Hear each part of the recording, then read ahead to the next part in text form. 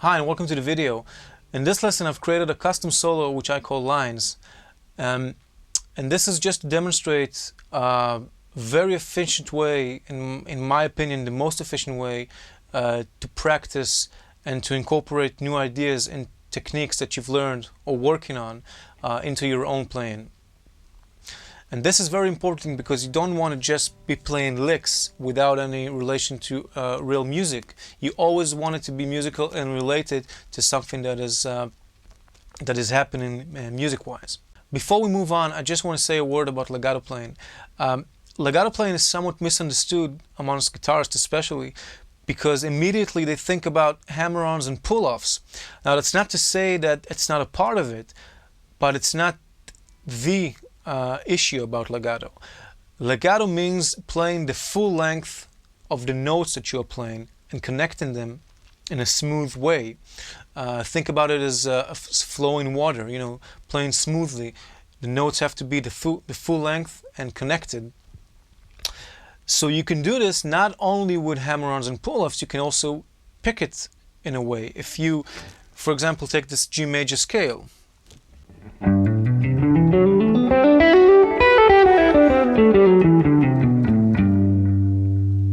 Okay, now I can pick it as well.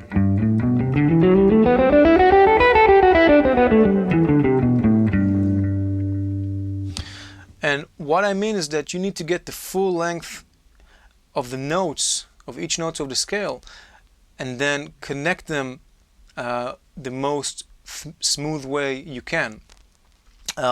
Let me give you some examples of playing with that particular sound.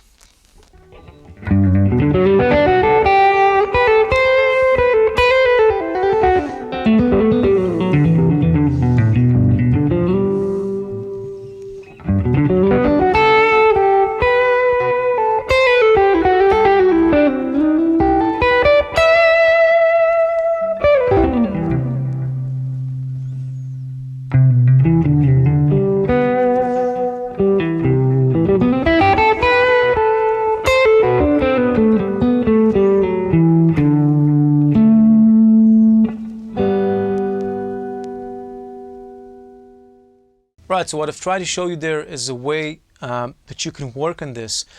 Take any scale that you want and just play some melodies and really listen to what it is you're doing. Play slowly, get the technique right. There's no need to rush things because otherwise it will never sound as clear as you want it to be. Alright, so let's start talking about the solo and break it down. Before we do that, the first thing you want to do is understand the harmony and have a look at the chords and learn them. So the first chord is a D minor 7/9, and then on to a C minor 7/9, a C sharp 7/9, a D 7/9, a D sharp 7/9, and then C7 flat 9, and then I resolve it to an F minor 6, onto a B flat minor 6, onto C minor 7, and E minor 9, and then a B flat major 6. Alright, so obviously this is not your typical chord progression that you will find in a song, but it is common to see weird progressions like that in in fusion pieces and jazz pieces sometimes. I suggest that before you dive in, if you're not familiar with basic arpeggios and of the chords we talked about, maybe it's good for you to just try to get yourself familiarized with the basic shapes. Alright, and now on to the solo, and I'll explain phrase by phrase what I'm doing. So the first chord is a D minor 9th. So what I do there is I spell out sort of the chord with the melody. Alright, so you can see the D minor triad right here. So slowly again. And I'm making a little line from it. Then the next chord is going to a C minor ninth. So I'm thinking about going from the D to the C.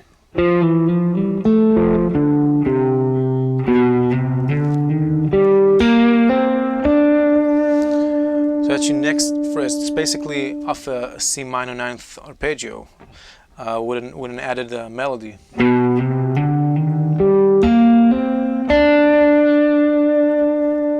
Okay, slowly these two.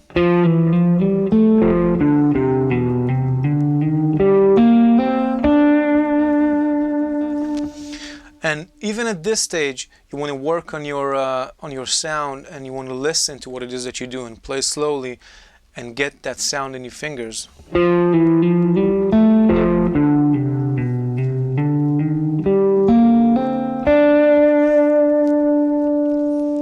All right, and then on a C sharp 7th, 9th, I'm playing this phrase.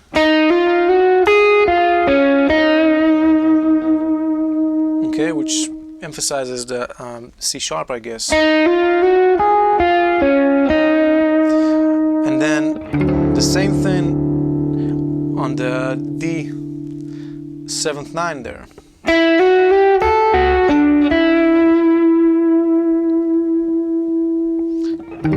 And then the same thing on the D sharp, except I end it on the 7th.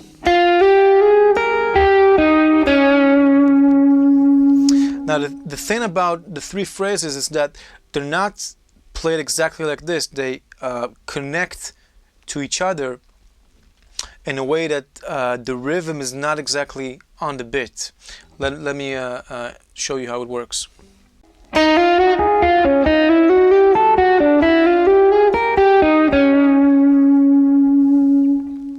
Again, slowly.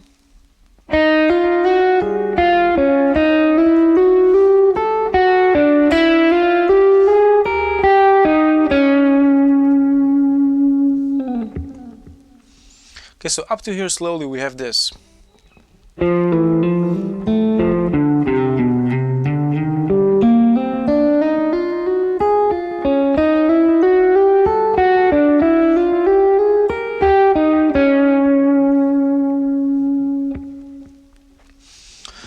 Alright, the next chord we have is a C 7th flat 9th.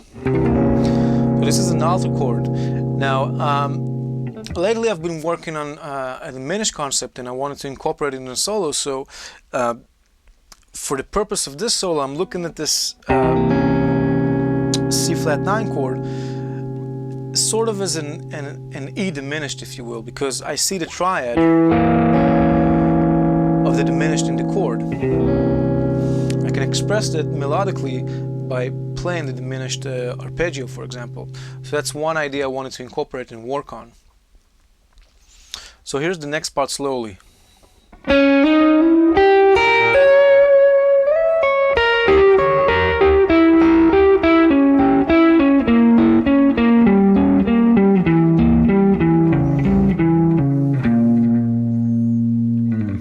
And notice I'm using hybrid picking here to get a smoother, more dynamic sound. Again.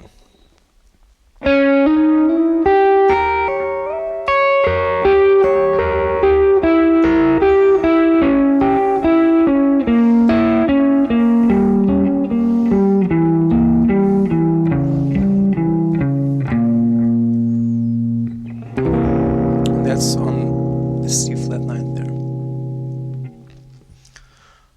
Alright, then it resolves to an F minus 6. And I'm again incorporating a different idea using the notes from the arpeggio and some from the scale, like this.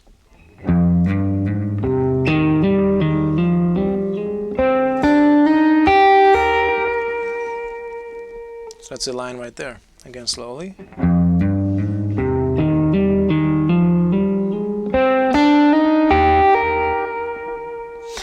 And one more time, using hybrid picking here to get a smoother, more dynamic tone.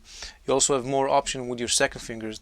Now, you can decide where you want to do it. There's many ways to where you play the, your fingers with the pick. You can place it anywhere, basically. So again, slowly.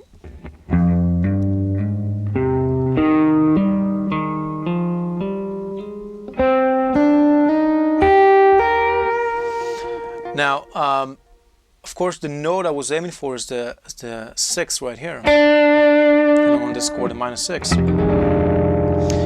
and it comes from this sound. It gets that interesting sound.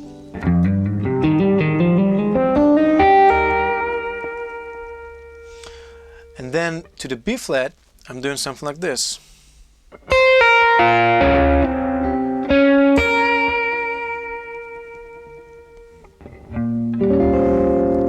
This is the sound we have, right?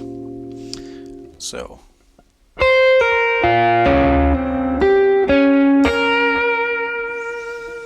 using a little bit of intervallic ideas here, along with the basic sound of the minor chord.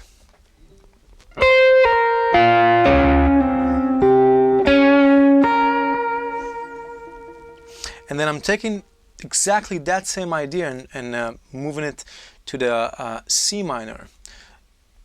I ended up on the 7th of the C minor, so I'm just doing that idea again.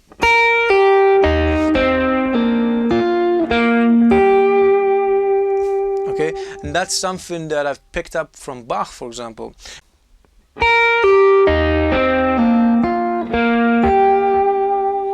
And together it sounds like this.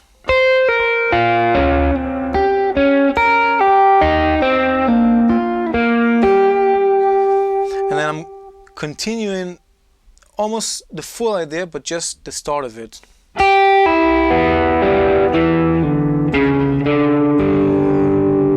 Okay, it's on the E minor now. And it starts the same. And then it changes.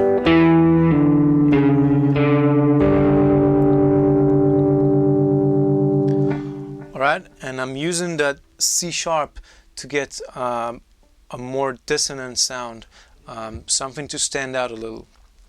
So slowly, the whole theme from the F minor will be like this.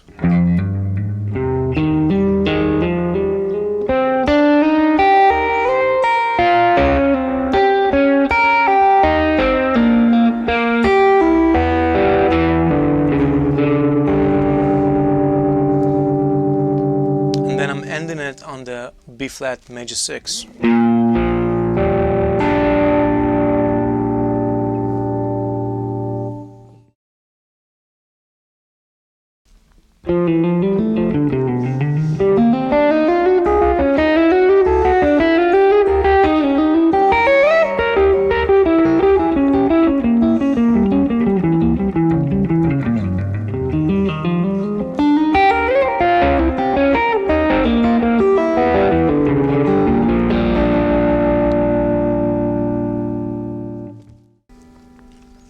Alright, so for the last bit of the solo, I didn't plan that. It just came to me when I finished the solo. I thought I wanted to add in something different. So I'm doing there basically sort of an augmented sound, I guess. I'm doing a tap with my middle and ring finger of the right hand and hammer-ons with my left hand. The pattern goes something like this.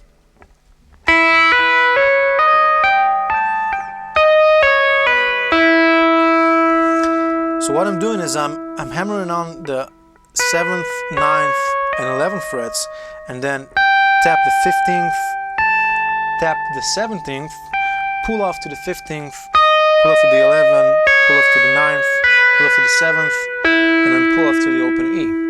So it will be something like this.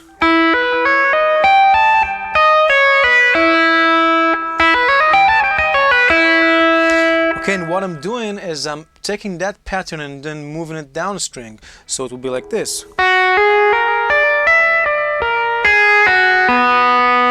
And the thing to note here is that you want to actually pull off your ring finger to the middle finger of the right hand. And that's something that takes a little bit of work, so practice it slowly. You can even practice just that bit. you know, just a pull off. So once I'm done with the second string, I'm basically doing the exact same pattern, just a semitone down from where it was before.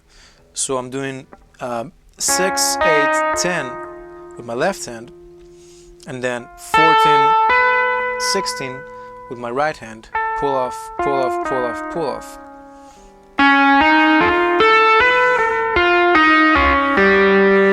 And then same thing on the fourth string.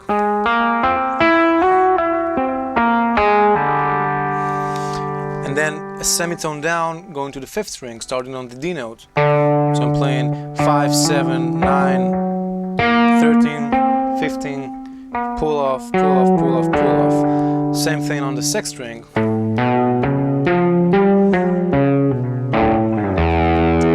And then I just, you know, do a sort of a big pull off on the sixth string there.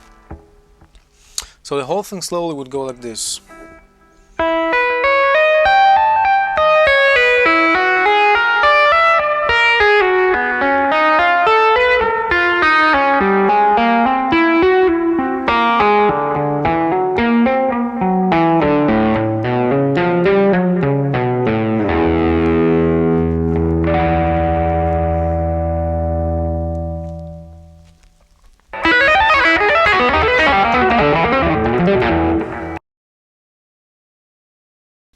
Alright, so that was the breakdown of the solo.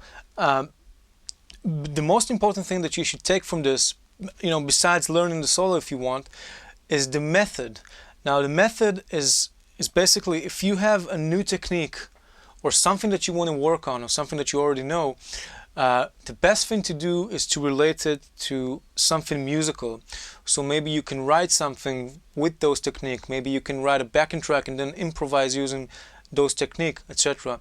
And also, again, for this particular thing, take your time with it, work slow, and well, thanks for watching.